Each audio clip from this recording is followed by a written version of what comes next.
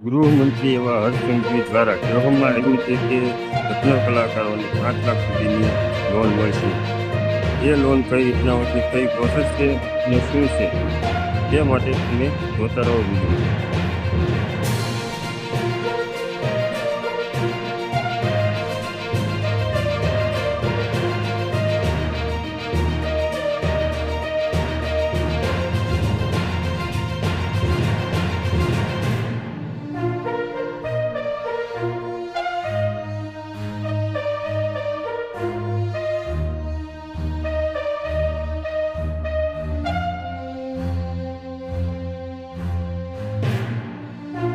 5 લાખ સુધીની લોન તો છે, પણ હવે જોવાનું એ છે કે હવે લોકોને પબ્લિકને મળશે કે નહીં મળે, એ ખાલી વાતું જ છે.